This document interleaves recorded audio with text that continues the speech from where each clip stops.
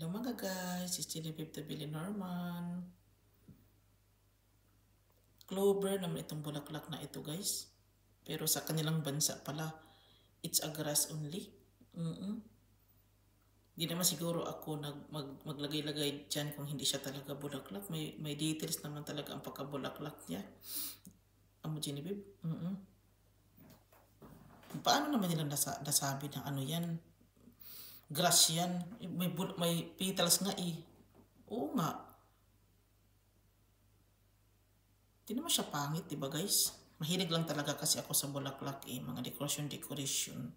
Kaya parang kahit yung grass, pinatulan ko na. Pero ka-imposible naman magiging grass siya dahil nag-study naman ako sa kanilang bansa about the flowers of them. Nagandahan nga ako eh. Tingnan nyo. Paano naman siya maging grass yan? Grass ba yan? Di naman. Flowers naman yan.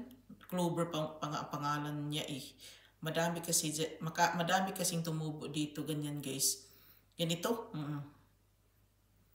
Tumubo siya na ganyan ba yung bulaklak niya. Nagandahan ako guys pero napangitan yung mga Swedish. Ayaw nila. Guys, dito na lang ako. Maraming salamat. Bye.